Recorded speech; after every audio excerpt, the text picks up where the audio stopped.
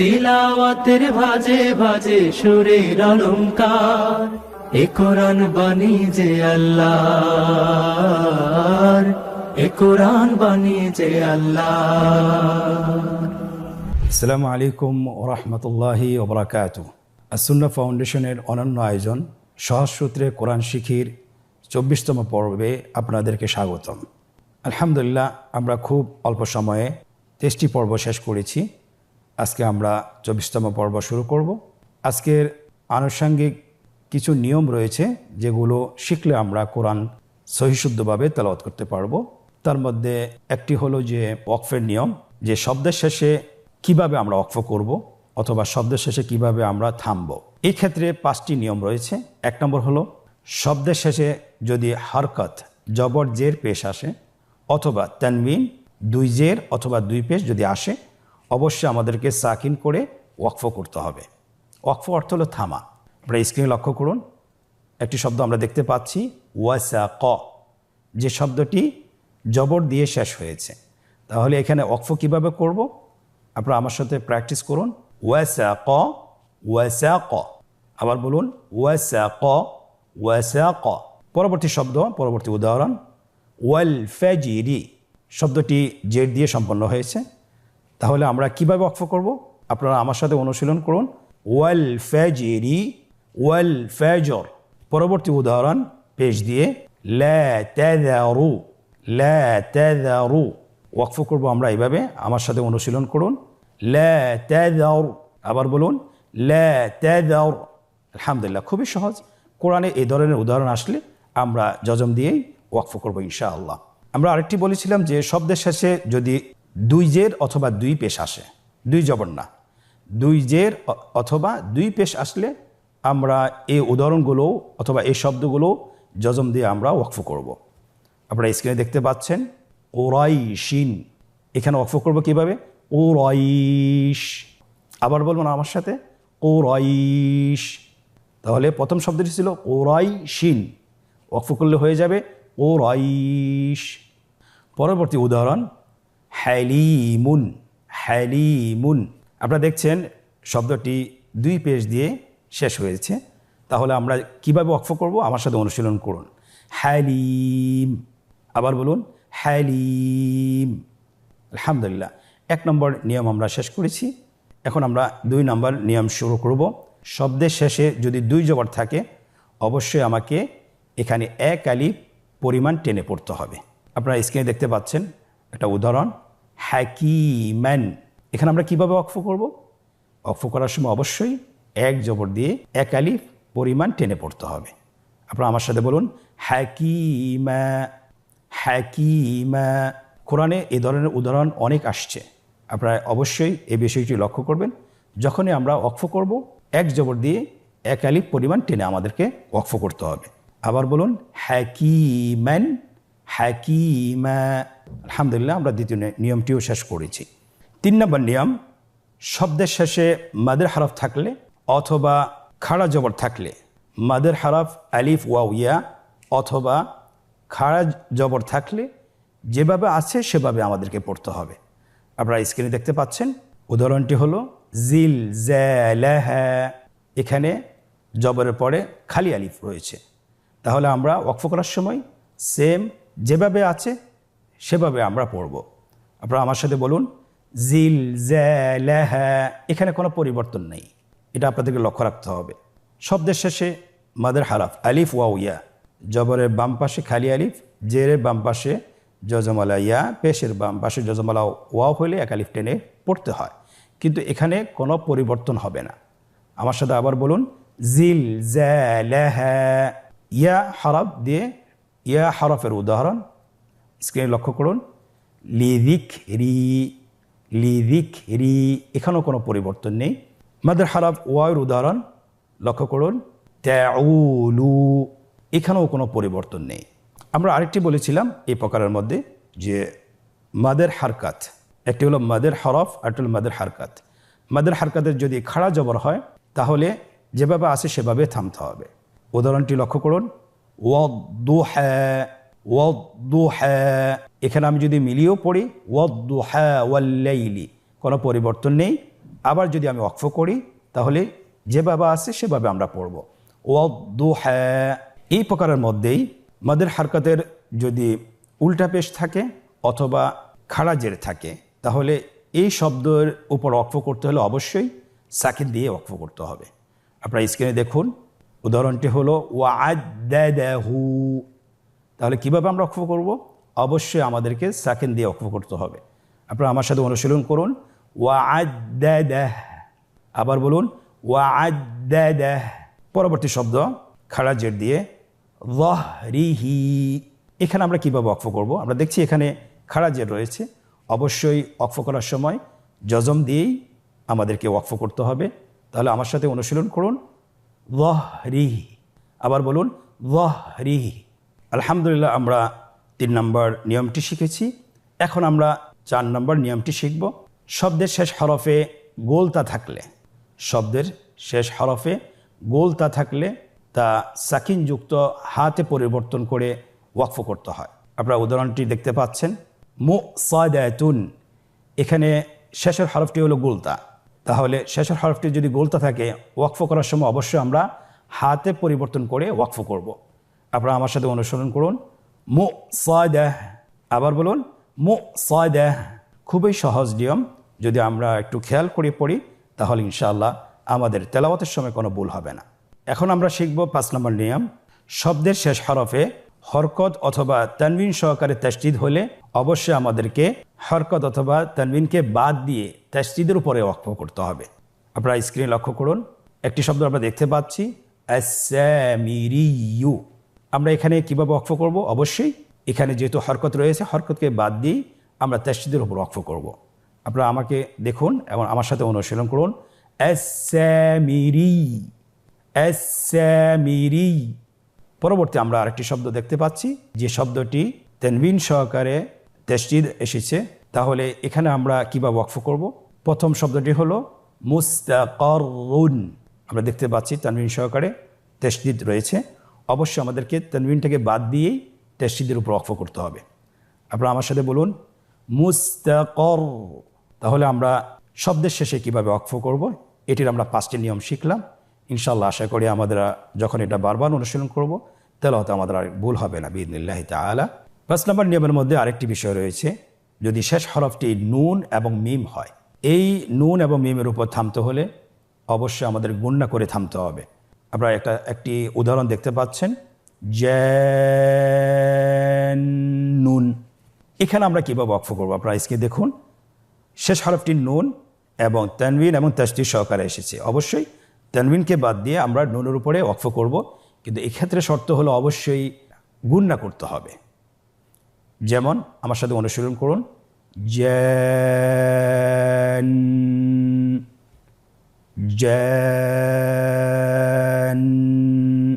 খুবই সহজ। এবার দেখুন মিমের উদাহরণ, আল গম্মি।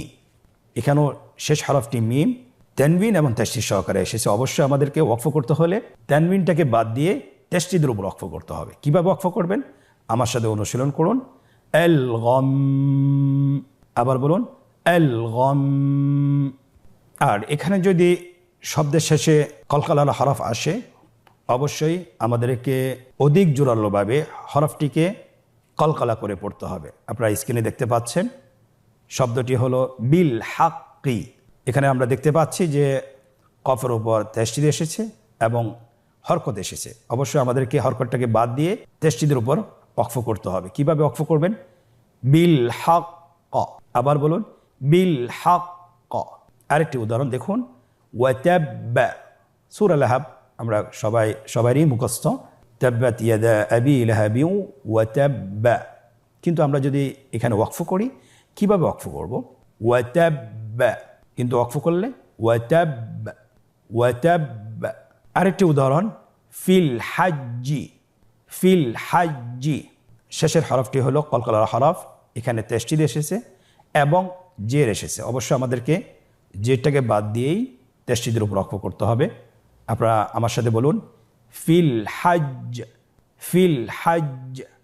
আলহামদুলিল্লাহ, আমরা ওয়াকফের বিবরণ শিখেছি। আশা করি ইনশাআল্লাহ তেলাওয়াতে আমাদের আর ভুল হবে না। আপনারা বারবার অনুশীলন করার চেষ্টা করুন। আল্লাহ সুবহানাহু ওয়া তাআলা তৌফিক দান করুন। এখন আমরা জানব যে ওয়াকফের অনেকগুলো চিহ্ন রয়েছে। আমরা কোরআনুল কারীম যখন তেলাওয়াত করি অনেকগুলো চিহ্ন দেখতে পাই, কিন্তু কখন থামতে হয়, কখন থামা যাবে না, অথবা কখন থামা ওয়াজিব, আমরা অনেকেই এই বিষয়ে অবগত নয়। তো আজকে আমরা শিখব ইনশাআল্লাহ ওয়াকফের চিহ্ন কয়টি, কোনটির কোন হুকুম, সেটা আমরা আজকে অনুশীলন করার মাধ্যমে শিখব। আপনারা অনেকগুলো চিহ্ন দেখতে পাচ্ছেন, এগুলোকে ওয়াকফের চিহ্ন বলা হয়। প্রথম চিহ্নটি হলো আয়াত শেষের চিহ্ন। আয়াত যখন শেষ হয় দেখবেন কোরআনে কারীমে একটি চিহ্ন দেখতে পারবেন গোল করে, যেখানে আপনার আয়াতের নাম্বার লেখা থাকে। অবশ্যই আমাদেরকে এখানে থেমে পড়তে হবে। তাহলে আপনারা স্ক্রিনে লক্ষ্য করুন, একটি আয়াত আমরা দেখছি সূরা ইখলাসের, কুল হুয়াল্লাহু আহাদুন।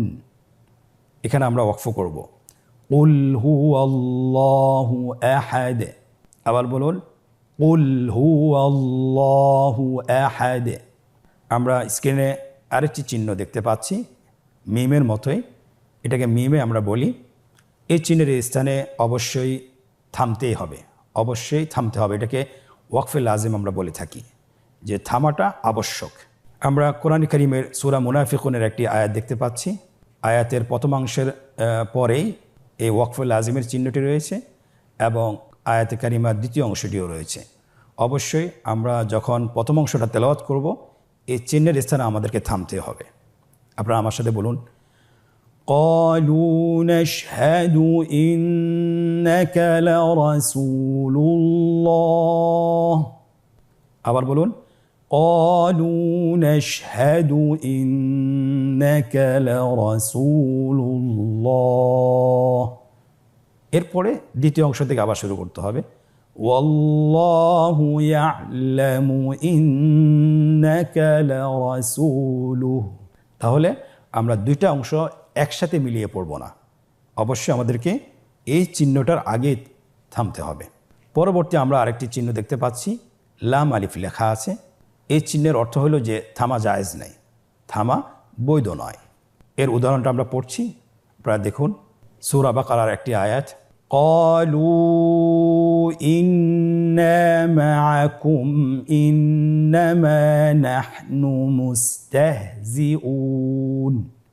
কোরআন তেলাওয়াত করার সময় আমরা যখনই লাম আলিফ দেখব এখানে আমরা থামবো না, এখানে আমরা ওয়াকফ করব না, আমরা মিলিয়ে পড়ে যাব ইনশাআল্লাহ। আরেকটি চিহ্ন দেখতে পাচ্ছেন, এই চিহ্নের স্থানে থামা না থামা দুটোই জায়েজ আছে, আপনি যে কোনোটাই করতে পারেন, অসুবিধা নেই। উদাহরণটি লক্ষ্য করুন, কাল্লা ইন্নাহু তাযকিরাহ। এখানে তেলাওয়াত ওয়াকফের উপরে কিন্তু একটা আমরা জিম চিহ্ন দেখতে পাচ্ছি, একটা ওয়াকফের চিহ্ন দেখতে পাচ্ছি। এখানে দুইটা ওয়াকফ, একটা হলো তেলাওয়াতের ওয়াকফ, আর একটা হলো আরেকটি চিহ্ন, সেটা হলো জিম। আমরা বলেছি আগেই যে এখানে আপনি থেমেও পড়তে পারবেন অথবা মিলিয়েও পড়তে পারবেন, দুইটি জায়েজ। কাল্লা ইন্নাহু তাযকিরাহ ফামান শাআ যাকারাহ। এটা আমি থেমে পড়লাম, এখন আমরা মিলিয়ে পড়ব, কাল্লা ইন্নাহু তাযকিরাতুন ফামান শাআ যাকারাহ। তো আমরা যখন এই জিম চিহ্নটি আমরা দেখতে পারবো, অবশ্যই আমরা দুটোই করতে পারবো, দুটোই আমাদের জন্য বৈধ রেখেছেন। আরেকটি চিহ্ন আমরা দেখছি, তিনটি ডট দেখছি অথবা তিনটি ফোঁটা দেখতে পাচ্ছি, দুইটি নিচে আরেকটি হলো উপরে। আপনারা আশা করি আপনারা দেখতে পাচ্ছেন। আয়াতে কারিমের মধ্যে দেখেন দুই জায়গা আছে, অবশ্যই আমাদেরকে যে কোনো এক স্থানে থামতে হবে, দুটো চিহ্নকেই একসাথে মিলিয়ে পড়া যাবে না। কিভাবে আমরা পড়ব আপনারা আমার সাথে অনুশীলন করুন। লা রাইব ফীহি হুদাল লিল মুত্তাকিন। এই আয়াতটি এসেছে সূরা বাকারার দ্বিতীয় আয়াতে। আমরা পড়েছি যালিকাল কিতাবু লা রাইব, এরপরে শুরু করতে হবে ফীহি হুদাল লিল মুত্তাকিন, অথবা আমরা আরেকভাবে করতে পারি লা রাইবা ফীহি হুদাল লিল মুত্তাকিন। আলহামদুলিল্লাহ, খুব সহজে আমরা শিখে ফেলছি। আরেকটি চিহ্ন আমরা স্ক্রিনে দেখতে পাচ্ছি, সাদ লাম ইয়া সিলি। এই চিহ্নটির ক্ষেত্রে ওয়াকফ করা জায়েজ, কিন্তু মিলিয়ে পড়া উত্তম। স্ক্রিন লক্ষ্য করুন, আয়াতটি হলো ওয়াল হিজারা উইদ্দাত লিল কাফিরিন। এখানে আমরা দুইভাবেই অনুশীলন করে আপনাদেরকে দেখাবো, আপনারা আমার সাথে অনুশীলন করুন। ওয়াল হিজারা উইদ্দাত লিল কাফিরিন, কিন্তু মিলিয়ে পড়া যেহেতু উত্তম, আমরা এখানে মিলিয়ে পড়ে আমরা অনুশীলন করব বারবার। ওয়াল হিজারাতু উইদ্দাত লিল কাফিরিন, ওয়াল হিজারাতু উইদ্দাত লিল কাফিরিন। পরবর্তী আরেকটি চিহ্ন ত, এই চিহ্নটি আমরা যখনই দেখব অবশ্যই আমরা এখানে থেমে পড়া উত্তম, আমরা থেমে পড়ব। وَأَرْضُ اللَّهِ وَاسِعَةٌ إِنَّمَا يُوَفَّى الصَّابِرُونَ أَجْرَهُمْ بِغَيْرِ حِسَابٍ। আজকের অধ্যায়ের আরেকটি চিহ্ন রয়েছে, এটাকে আমরা বলি সাক্তা। এই চিহ্নের ক্ষেত্রে অবশ্যই আওয়াজ বন্ধ হবে, কিন্তু নিঃশ্বাস বন্ধ হবে না। আওয়াজটা বন্ধ হয়ে যাবে, কিন্তু নিঃশ্বাস বন্ধ করা যাবে না। কিভাবে আমরা পড়ব? আপনারা দেখতে পাচ্ছেন একটি আয়াত, ওয়াকিলা মান রাক, আবার অনুশীলন করুন, ওয়াকিলা মান রাক। এখানে কিন্তু আমি নিঃশ্বাস বন্ধ করিনি, শুধুমাত্র আওয়াজটি বন্ধ করে রেখেছি। তো এই ধরনের সাক্তা আমরা যেখানে দেখব ইনশাআল্লাহ আমরা এভাবেই তেলাওয়াত করার চেষ্টা করব। আলহামদুলিল্লাহ, আমরা ওয়াকফের চিহ্নগুলোতে কিভাবে পড়তে হবে, অথবা থেমে পড়তে হবে না মিলিয়ে পড়তে হবে, আমরা প্রত্যেকটি চিহ্নই চিনেছি এবং শিখেছি। আমরা বারবার চেষ্টা করব। আল্লাহ সুবহানাহু ওয়া তাআলা আমাদেরকে তৌফিক দান করুন। এখন আমরা ওয়াকফটি আমরা কতটুকু শিখতে পেরেছি, কতটুকু চিনতে পেরেছি, এটার উদাহরণে আমরা এখন প্রবেশ করব। আমাদের জন্য একটি অনুশীলন পর্ব রয়েছে, এই পর্বটা আমরা কতটুকু শিখতে পেরেছি সেটা আমরা নিজেদেরকে আজকে যাচাই বাছাই করব ইনশাআল্লাহ। আপনারা স্ক্রিনে লক্ষ্য করুন, 1 নম্বর, নিম্নোক্ত থামার চিহ্নগুলো সঠিক জায়গায় বসান। আমরা দেখতে পাচ্ছি এখানে 3টি থামার চিহ্ন রয়েছে, লাম, আলিফ, মিম এবং ওয়াকফ। মাঝখানের রোটি খালি রয়েছে এবং নিচে 3 নম্বর রোতে সেখানে এই চিহ্নগুলোর হুকুম লেখা আছে। আপনারা দেখতে পাচ্ছেন লাম, আলিফ, এটা কোথায় বসবে? এই চিহ্নের স্থানে তেলাওয়াতে ওয়াকফ করতে হয়, এই চিহ্নের স্থানে অবশ্যই থামতে হবে, এই চিহ্নের স্থানে থামা যাবে না। আমরা বুঝতে পারতেছি লাম আলিফ মানে হলো লা ইয়াজুজ, এখানে থামা যাবে না, তাহলে আমরা এই লাম আলিফ চিহ্নটি এখানে বসিয়ে দিই। দ্বিতীয় চিহ্নটি মিম। আমরা বলেছিলাম, এতক্ষণ আমরা অনুশীলন করেছিলাম, মিম যদি আমরা দেখি অবশ্যই এখানে থেমেই পড়তে হবে, থামা আবশ্যক। তাহলে দ্বিতীয় ঘরটিতে আমরা বসিয়ে দিই, এই চিহ্নের স্থানে অবশ্যই থামতে হবে। তৃতীয়টি হলো তেলাওয়াতে ওয়াকফ, যেটা আয়াতের শেষে এই চিহ্নটা আমরা দেখতে পাই, আমরা এই চিহ্নের স্থানে তেলাওয়াতে ওয়াকফ করতে হয়, এই ঘরটিতে আমরা বসিয়ে দিই। আলহামদুলিল্লাহ, তাহলে আমরা খুব সহজেই বুঝতে পেরেছি যে চিহ্নগুলো কিভাবে ব্যবহার করতে হয় এবং কিভাবে তেলাওয়াত করতে হয়। অনুশীলনের দ্বিতীয় প্রশ্ন, রেখা টেনে ডানের শব্দের সাথে বামের উপযুক্ত শব্দের সাথে মিল করুন। আমরা এখানে 3টি কলাম দেখতে পাচ্ছি, ডানের একটি কলাম, মাঝখানের একটি কলাম যেটি খালি, এবং বামের একটি কলাম। ডানের শব্দের সাথে বামের উপযুক্ত শব্দের সাথে আমরা মিল করব। তাহলে ওয়াসাক, শেষের হরকটি দেখতে পাচ্ছি জবর, এবং একই শব্দ কিন্তু বামে রয়েছে, আপনি সেই শব্দের সাথে মিল করুন। মিল করা হচ্ছে ওয়াসাক, ওয়াসাক। ওয়াল ফাজিরি, দেখুন তৃতীয় কলামে এখানে ওয়াল ফাজিরি আছে কিনা? হ্যাঁ, আমরা পেয়েছি ওয়াল ফাজর। তাহলে এখানে আমরা মিল করি ওয়াল ফাজিরি, ওয়াল ফাজর। তৃতীয় শব্দ জান্নুন, ওয়াকফ কীভাবে করব? জান। আমরা দেখতে পাচ্ছি আমাদের তৃতীয় কলামে এই জান শব্দটি রয়েছে, আমরা এটার সাথে মিল করে দিই। এমনিভাবে প্রত্যেকটি শব্দ মিল করা হচ্ছে, আপনারা স্ক্রিনে লক্ষ্য করুন এবং আপনারা সহজে বুঝতে পারবেন যে শেষে কি থাকলে কি করতে হয়। এটা আমরা 5টি নিয়ম শিখেছি, আশা করছি আমরা এটাতে সফলতা অর্জন করব ইনশাআল্লাহ। 3 নম্বর, নিম্নোক্ত আয়াতে এই চিহ্নটি মিম, আমরা ওয়াকফে লাজিম বলেছিলাম, এটাকে খুঁজে বের করুন এবং এর হুকুম বলুন। আপনারা স্ক্রিনে দেখতে পাচ্ছেন একটি আয়াত, আমার সাথে বলুন, زين للذين كفروا الحياة الدنيا ويسخرون من الذين آمنوا। এখানে আমরা একটা ওয়াকফ লাজিমের চিহ্ন দেখতে পাচ্ছি। এটার নিয়ম হলো অবশ্যই এখানে থামতে হবে, এটাকে অতিক্রম করা যাবে না। এই চিহ্নের আগের আয়াত এবং পরের আয়াত দুটোকে একসাথে মিলিয়ে পড়া যাবে না, এখানে থামতে হবে। পরের অংশ থেকে আমাদেরকে আবার শুরু করতে হবে।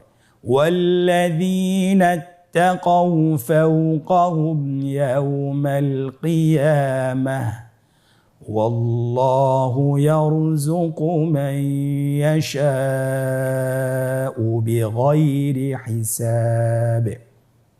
আলহামদুলিল্লাহ, আশা করি আলহামদুলিল্লাহ আপনারা যারা আমাদেরকে দেখছেন, আমাদেরকে শুনছেন, আমাদের সাথে অনুশীলন করছেন, ইনশাআল্লাহ ভবিষ্যতে আমরা যখন কোরআন তেলাওয়াত করব এ ধরনের আমাদের আর ভুল হবে না।